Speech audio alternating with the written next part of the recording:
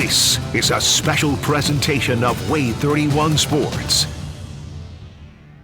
It's the McCurry Van and Car Rental Big Game Friday night. Hello, Alabama, find a comfortable spot. We got high school football and it's coming out hot. Now here we are and the lights are shining bright. We've always been. Yeah, Way 31 is rocking all right. Big Game Friday night. Max Cohan, Trevor Denton. It's the McCurry Van and Car Rental Big Game Friday night. There's more than a century of history between Arab and Gunnersville, but you can throw away the record book in region play. The Knights and Cats are battling it out in our game of the week. Out in the shoals, a Lauderdale County cat fight between the Panthers and Tigers. That's our rivalry game of the week. Hello and welcome into Big Game Friday night, everybody. Max Cohan here alongside Trevor Denton. And Trevor, we are in the thick of region play. Every snap, every down, and every play make the difference now. That's right, Max. And I remember these summer workouts, watching these guys toil in the hot. These guys were tired, wondering if you'd ever find your way onto the field when the season started. Well, now all of that hard work is on display as team try to make those steps towards the playoffs, the ultimate goal. Absolutely, and in 5A Region 8, Arab and Gunnersville have won the last two region titles, and both teams who first met in 1922 are trying to wear the crown again this year, so let's not waste another second and head out to Chorbalee Stadium, where Paige Meyer has our recap of a wild one. It was a rocky start here at Gunnersville High School with 0 points up on the scoreboard in the first quarter, but someone had to come out on top. The undefeated Wildcats ended up taking this one 17-15. But boy, did they have to put in the work to get this win. The fans at Chorbalee Stadium were ready for a fight between the undefeated Wildcats and 3-1 Knights. The Royal Blue and White start us off, and after a few tedious plays, Gunnersville number 2 Drew Puccio throws a great catch to number 1 Landon Strickland. But that catch is short-lived as the ball gets turned over to Gunnersville with no points up on the board. Despite the strong effort from the red and white, the Knights didn't give up any points either, keeping the score at 0-0 at the turnover. The White began to pick up here with the great catch by number 3 Luke Hudson for a first down. With no points in the first half, the Wildcats turned the game around with the first touchdown ran into the end zone by number 5 Julian Jordan. And the Whites' attempt for redemption was no good, keeping the score 7-0 Gunnersville at the half. We jump into fourth quarter with Arab leading 15-14 with less than a minute on the scoreboard. With a shot of redemption in their hands, number 11 Street Smith absolutely launches the ball to number 18 Dadrian Waller, and even I had to scream. In a last-ditch effort with less than 10 seconds on the clock, Gunnersville goes for the field goal, and it's good, with the final score coming out to 17-15. We're here at Gunnersville High School right now. I'm joined with head football coach Lance Reese. You guys just won your 5th game of the season. How are you feeling right now? Yeah, it was a great win over a really good Arab team. I thought both teams fought to the very end. Both communities turned out. It was a great crowd, just a great night of high school football. Absolutely, and you guys started out a little bit slow. I mean, 1 touchdown at the half of the game. I mean, was that a slower start than you had anticipated? Well, not really, because I know how good Arab is, and we knew it was going to be a war. They like to slow it down and run the ball, and we like to spread it out and get it to our athletes, so it was a really good match between two different styles of football. We're just thrilled to get the win. Absolutely, and at the end of the game, it was a super close game. I mean, what were you like in those last final minutes? Well, we work hard on situations like that. We work hard on 2-minute drill, and we work really hard on our kicking game. So we knew what we had to do. It's what you practice, you hope it goes like that, and had a lot of confidence in our kicker, Brandon Maganaris, and he knocked it through. So good not to be a Wildcat. Absolutely. I mean, 17-15, 5-0. What is the goal for the rest of this season? Just we're off next week. We're going to try to get better. You know, last year we made a run to the semifinals, but we're just going to worry about our next opponent that's Grissom and try to enjoy this off week next week. Yeah. So, what are you doing on your off week that you're trying to prep for your next game? We're going to watch this and we've got a few guys that are banged up. It's the midpoint of the season. Try to get healthy and work on those areas that we need to improve. And then the next week we'll start working on Grissom. Thank you so much, Coach. Enjoy your win. Have a great rest of your night. Now that pretty much wraps us up here at Gunnersville High School. Gunnersville ended up taking this one 17-15. Reporting in Gunnersville with coverage you can count on. Paige Meyer, Way 31 Sports. So that might have been the best finish that we've seen all season long. Yeah. What an incredible game, relying on your kicker at the end there, and he comes through with the victory. And with the win, they come through with a 5-0 start to the season, Max. Trevor, what's the opposite of 5-0?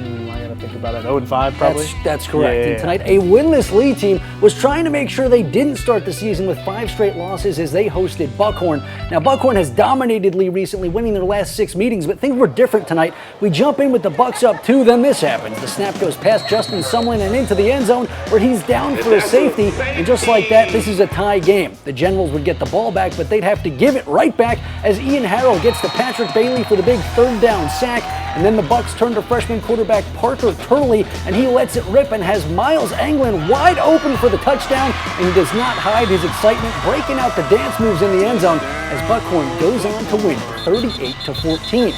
Let's stay in 6A Region 8 and check out some more scores. Hazel Green still searching for that first region win under Fred Ferrier. Tonight they tried again against Gadsden City and couldn't get the momentum as the Titans win 41-21. And in 5A Region 8, it's Boaz and Douglas, 2 teams looking to bounce back after they suffered their first loss of the season, and Boaz takes it 40-13. Back up in 6A action, the Fort Payne Wildcats have not had the start to the season that many anticipated, but they are 1-0 in region play. That's what really matters. Tonight, they hope to move to 2-0 as they played host to May Jemison. Historically, this has been a very one-sided battle, with the Wildcats winning every single time they've met the Jags. No difference tonight. Dax Varnador, the great quarterback under pressure, throws a dart to Blake Griggs, who grabs the football in the end zone for a Wildcat touchdown. But Fort Payne can also run the rock. All the evidence you need is right there. Caden Adams joining our Way 31 set there with the celebration. You can do that when you score a touchdown. Chris Elmer's squad would keep things going, but they couldn't catch those big breaks like they had earlier in the game. Luckily, their defense put on a master class. Fort Payne winning 49-6. Over at DAR, the Patriots still searching for their first region win of the season as they welcomed into town Westminster Christian, but not all welcomes are warm. The visitors led 28-0 in the first quarter. Evan McClure takes the ball in that hole so big that even Max Cohan could have picked up like 4, maybe 5 yards. McClure gets a lot more than that. I'd give you like 5. Westminster deep in enemy territory. They give it to McClure again, a convoy of Wildcats escorting him to get another first down. Now they're trying to punch the ball in the end zone. Houston Scott tosses it up. Collier Reese like a lemonade stand in an ice storm. There's just nobody near him. Westminster wins 58-13 over those Patriots. Right now, 4A Region 8 is Randolph's to lose. The Raiders are the only 3-0 team in region play, and they had a pretty good chance of moving to 4-0 as they took on a winless JP2 squad. Randolph came out on top in their last 4 meetings with the Falcons and looking to keep it going tonight. William Mitchell in the pocket, and he's got Graham Beatty on the slant, and the senior spins out of trouble and won't go down until a gang of Falcons swarm him. And as the saying goes, if it ain't broke, don't fix it. Well, Randolph dials up nearly the same exact play as Mitchell hits Beatty again, except this time he's running down the sideline, picking up another big gainer for the Raiders before he eventually hits the grass. But the next touch would be his easiest of the night as he high steps his way into the end zone. You could probably already guess it was coming, but Randolph wins this one 49-10. Last year, Madison Academy played for the 3A state title. This year, they're off to a disappointing 1-2 start, but like we said, region play is what matters. They started region play with a 55-point win over DAR. They hoped that a meeting with Madison County would keep them perfect in Region 8 play. The Mustangs have run wild in their last 4 meetings with these Tigers. The horses were also humming in this one. Braden Gardner breaks through the stables and they stampede the Tigers for a big tackle for loss. More hard hitting from this pesky pack of ponies. This time, Khalil Green with a hit that you could still hear over the train rumbling nearby. That's an early nominee, at least in my eyes, for Defensive Play of the Week. The train had left the station, though, when it came to the score, but Emco still making plays. A herd of Tigers collaborating for the big sack, but this one all stings. Madison Academy takes the win, 49-7. The Central Wildcats off to another hot start. They could make it a perfect 5-0 if they could just beat West Limestone in this cat fight, and plays like this will help try to keep that streak alive. Evan Handback, the running back, bouncing it out of the box and into the open space where no one can catch the fullback, as Central finds the end zone and the seniors celebrating with Hunter Palmer. But they wouldn't be celebrating this carry. Handback gets dragged down by Cordarius Moore. The ball pops free. Hayden Hill all over it to grab the fumble for West Limestone. The Cats in blue, the ones not feeling blue tonight. In the end, Central winning 28-7. In Morgan County, Hartselle and Decatur have been battling it out since 1917. Tonight, both squads hit the field with new head coaches, and the Tigers have been rolling recently, outscoring opponents 106-0 in their last 2 games. But this is trouble. Jaheim Pruitt on the carry, and he'll put this ball on the turf, and Jacob Marshall recovers it for Decatur.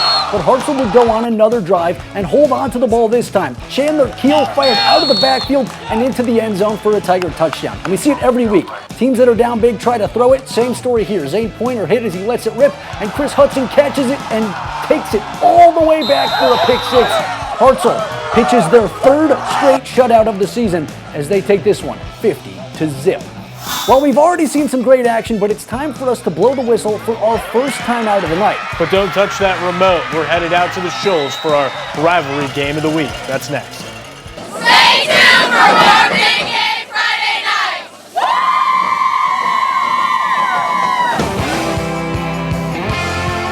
You're watching Big Game Friday night. It's the McCurry Van and Car Rental Big Game Friday night. Welcome back into Big Game Friday night, everyone. For the last couple of years, the Mars Hill Panthers and Lauderdale County Tigers have been battling for the crown of 3A Region 8. The teams have only met twice, with each side winning one of those matchups, but a win tonight could decide who's wearing that crown when we get to November. So let's head over to Grisham Stadium for this shootout in the Shoals. Max, you know, sometimes punts can be more dangerous than going to the grocery store without a list. LC fails to field it, and the Panthers pounce on it for a huge momentum swing in this one. Mars Hill takes full advantage of the fortune as Caden Chandler eschews a tackle and plants his shoes in the end zone. Lauderdale County gets marooned there, but the team in maroon fights back. Jackson Ham is ham-azing with the long romp down the sideline before finally getting dragged down. And the Tigers not done. Peyton Richardson is the low man that wins on this run, slicing and dicing his way in for the score as the Panthers win 31-14. Oh, it was great. We came over here. We knew it was going to be a tough game, and I was really proud of our guys just staying there all night. Well, we knew they was going to make it a game. We wasn't going anywhere, and so really glad that we stayed in there and kept playing to the end. We're off a week, so we've had a tough first 5 games. We got to really rest up a little bit for a couple days and then come back and get better. The Sylvania Rams are off to a perfect start in region play. They look to keep it going with their first ever meeting against Whitesburg, and this was the Aiden Parham show. You see the guy just taking off there, little stiff arm, little speed. Nobody is going to stop him on his trip to the end zone. But as we say all the time here, if it ain't broke, don't fix it. The Rams are going to say, hey, we got in the end zone the last time we gave him the ball, so we might as well do it again. And wouldn't you know it, it's another Sylvania score. Parham going all the way this time as Sylvania takes a big win over Whitesburg Christian, 49-21. Trevor, once again, we've really put a spotlight on the offenses of North Alabama. The defensive coaches must be furious. Tough day to be a defensive coordinator, but don't worry, we'll turn those frowns upside down when we take a look at our defensive play of the day. Stick with us. Stay tuned for more Big Game Friday night. You're watching Big Game Friday night. Good night. It's the McCurry Van and Car Rental Big Game Friday night. All right, welcome back into Big Game Friday night. As is always the case, the long bombs, the runs dominated our airwaves tonight, but that's only half of a game of football. It's an 11-on-11 game, so what do you say we give the guys on the other side of the ball some of the shine right now? It's only fair. We've done it every week. Might as well do it tonight. All right, Let's let's go out to Decatur. The Tigers dominated the Red Raiders 50-0, and it's because of plays like this. Chris Hudson with the pick six and a speedy one at that. It's kinds of plays like that which would explain why they have pitched 3 consecutive shutouts. It's unbelievable what they're doing right now. All right, well, let's get back to the action. Back here in Huntsville, the Panthers look to bounce back from their first loss of the season as they hosted Sparkman, and the Senators found trouble immediately. Backed up to their own end zone, Michael Chobe sacks Keaton Williams in the end zone, and the Panthers get the first points of the game with a safety, but Huntsville wouldn't be able to do anything with their possession. On the first snap of the drive, Wyatt Smith drops back to pass and throws a floater. Jaden Langley lays out for the interception, and he's fired up about the pick, so much so that he'll actually draw a flag for it. So the Senators take over, and this time they actually have some movement. Williams lets it rip to Zayden Bodner, and the junior cuts it to the middle and rumbles for a serious gain. Though Huntsville would prevent them from putting any points on the board that time, it would remain a 2-0 game, but in the end, Sparkman wins a close one, 14-12. Around the region, Bob Jones, another team that entered the night with only 1 loss to its leisure, and they hope to keep it that way as they hosted Florence. The Pats and Falcons have split their last 4 meetings, and Kenny Morson's squad was hoping to pick up a big road region win. Cade Davis back to pass. Tyler Carl is right on his heels, dragging him down for the sack, but the Falcons not done. This time, Davis has his time and hits Jamarian Reeder on the slant, setting the Falcons up deep in enemy territory. From there, it wouldn't take much longer for them to find pay dirt. Kalon Triplett takes the handoff and rumbles through traffic for the Falcons touchdown. Florence ends up winning in an overtime thriller. One of many great games today. That one 26-23. The Jets are flying high right now, not just Max Cohan's Jets. These James Clemens Jets enter the night as the only 2-0 team in the region, playing a team they've never lost to. Jacoby Gill hoping to put some points on the board for JC, but instead he tosses this one into traffic. It's picked off in the red zone, but one INT wouldn't stop these Jets from going through turbulence. This time it's Gill to Ty Doty, and the man, this kid is dangerous, putting on a speed clinic on his way to the end zone, but that was nothing compared to their next drive. Set up on the logo, a handoff to Cam Berry, and he sprints to the left and decides to cross over the entire field, going sideline to sideline. No resistance until he finds the end zone on an insane touchdown run. Just one of the scores that would help them to this impressive 38-18 win. All right, well, it's time for our third and final timeout of the show, Max. But stick with us. We've got a battle of unbeatens coming up right after the break. Stay tuned for more Big Game Friday night. Looking for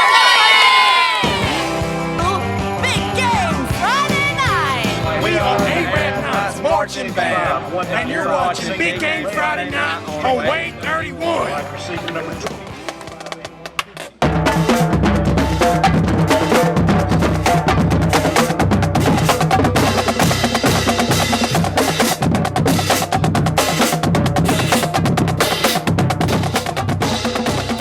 And 4-0. That is how Spring Garden and Valley Head enter tonight's 1A Region 8 battle, Max. Yeah, but there hasn't been a ton of competition between these teams recently, as the Panthers dominated in their last 3 meetings. And unlike Trevor spilling out himself before the show, these Panthers came ready to play. Connor Bates skates into the open field, and the only thing catching him is his teammate with a high five. Bates had himself quite the day. Later on, he's going to take another handoff, and he's going to take a group of Tigers with him before he finally goes down to the grass. The Panthers would continue to hunt. John Welsh takes the toss, and he takes off. At the end of the run, he lowers his shoulder into the defender for good measure. Bam. Make it 4 in a row for Spring Garden as they win 32-13.